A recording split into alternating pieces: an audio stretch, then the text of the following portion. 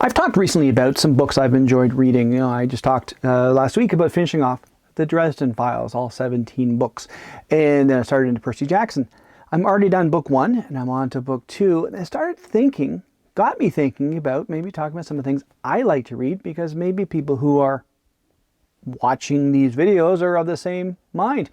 It comes to mind because I was talking with my friend Justin, who just welcomed his new son, Belgarian. So I just said, dude, Eddings fan? He goes, you have no idea.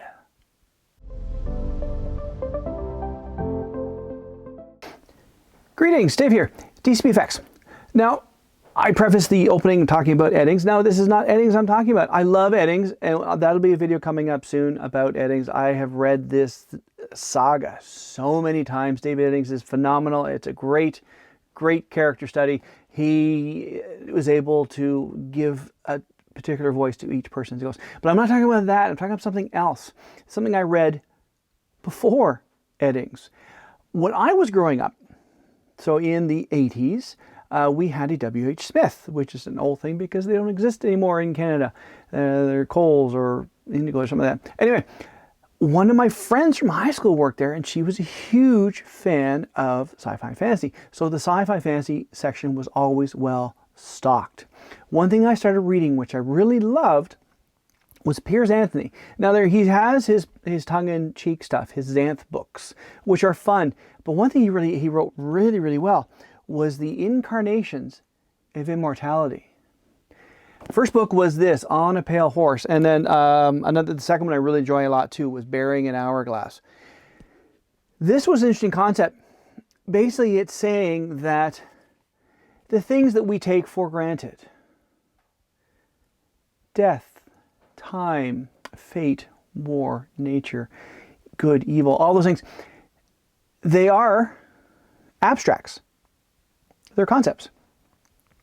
But they're also people. Basically, what the story starts with, On a Pale Horse, is a gentleman becomes the embodiment of death. Now, it was very interesting the way the whole storyline goes across. Now, I'm not spoiling anything because these have been out. When did these come out? In the 80s. Do I have anything on here when this came out? When was this done? 1983. It's been out for a long time. If you're just getting to this now, this is coming up on what? 83, so that's 40 years soon. So, yeah, I'm not spoiling anything. Anyway, it's a young man. Basically, the whole idea is over these, it's a great big long arc of stories. They're all working together towards an end. And it really comes down to, they're testing the stuff of the void to see exactly, is it nature good, nature evil? So the fate spins the stuff into souls. Souls go into people, and they judge it. Now, Death, the first book, he comes personally to people who are at a balance. So you live your life as a good person. You die, you immediately go to heaven. You live as a bad person, you immediately go to hell. Because basic Christianity. If you die in balance, death comes to collect you personally.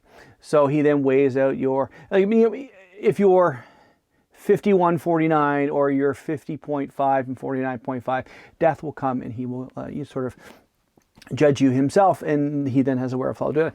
So all these books are great because they all start with, we're introduced to the protagonist, who is basically thrust into the job. So in beginning of Death, he's having a really bad run of luck, and he decides to kill himself. And because he's not a really great person, Death comes to collect him on his own. So he's like, I'm done with this. I can't do this. Death comes in. I'm about to collect your soul. Death. Oh. And suddenly, well, the man who killed Death must become Death. So he very quickly becomes Death. And it's a great story because really it's telling the same story 5 times. Now, I'm leaving out the last 2 books, which is Satan or evil and good. Just because they're slightly different stories. But the first 5, basically, you get thrown into the job, learn on the fly, and then at the end realize that what it comes down to is death has control over death. And as much as the other incarnations because that's what they refer to, the incarnation. So you are the incarnation of death, the incarnation of time, incarnation of fate. They have no control over what you do. You are in charge of your own, as they say, in your own ballywhack. So no one can stop death from doing his job. No one can stop time from doing his job. And it's interesting, but they do it 5 times, even in war and in nature. It's like, okay, yeah, I've got the story, but the way he did it is so interesting because it's a little bit different, but it is essentially the same story. But it's great, and Piers Anthony is a heck of a writer, and I don't mean to poo-poo his Xanth books. His Xanth books are great as well. I've also enjoyed some of the other ones he's done.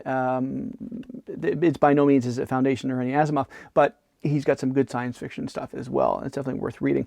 I was first introduced to him in the Phase books, which was interesting because at the time that was out, basically it's about a man who lives in a science world who was able to flip over to a magic-only world.